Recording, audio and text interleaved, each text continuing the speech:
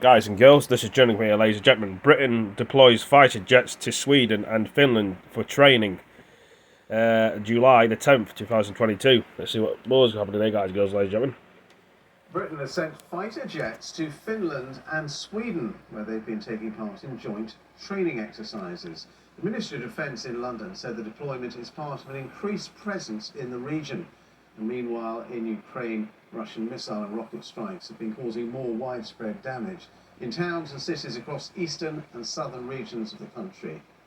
Well, let's get the latest now. We can talk to Dr. Patrick Bury, who's a defence and security expert at the University of Bath and a former NATO analyst and former British Army officer as well. So thank you very much indeed for being with us, Patrick. Well, what do you make of this RAF deployment in Finland and Sweden? Is it a sort of show of strength against Vladimir Putin and against Russia? Good morning, Ben. Yeah, I think it's two things really. One is symbolic in that it's sort of putting some weight behind those security agreements signed by Prime Minister Johnson, I think, in the last 6 weeks with Finland and Sweden, and this is the sort of the first step of that. So it's symbolic in that the UK is sending, I think, 4 Typhoon fighters and another 2 of the F-35, which are much more capable to conduct what they say is high-intensity war-fighting training with the Swedes and the Finns. And so, you know, the UK has a lot of experience of doing air policing, and I think this is in the Baltic region, you know, air patrol missions, and I think this is sort of the next step up to go, okay, right, well, if the Russians did decide to have a go, we want to make sure that we can operate with the Finns and the Swedes as easily as possible. So I think the second part is that practical part, you know, that interoperability. How do you actually fly? What are your constraints? How do you what are your logistics constraints? What are your bases like, etc., etc. And how would we fight together? You know, how would we do our targeting? How would we do our joint mission planning, etc., etc. So I think it's got the symbolic element and also then this practical element. And I suppose another message to the Kremlin, if you were thinking about invading any other countries in the region nearby, well, don't think about it.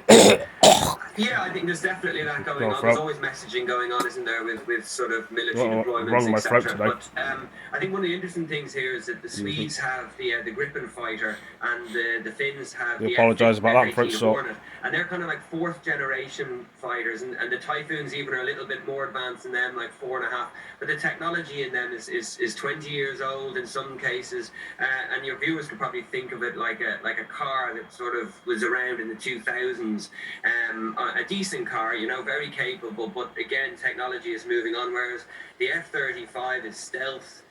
It's networked, you know. It's linked into a lot of intelligence and ISTAR, you know, what we call surveillance assets. So it's much more linked up in terms of the information environment, and it's the next level. It's sort of a jump in the generation of fighters. It's a bit like a Tesla car today, you know. That's what it would be. Most top of the range, yeah, it's just fronts really soft and high spec aircraft. So I think also sending the F-35, it shows the Swedes and the Finns, look, this is what the capability of this aircraft is. The Finns have already, I think, put an order in for some of them, and the Swedes may be thinking about it, because what really you want in NATO is everybody to be singing off the same song sheet with the same kit, and it can all talk to each other, especially platforms that are this advanced and networked and you know, taking in a lot of information and giving it out to other sensors on the battlefield. So I think there's an element of that going on too.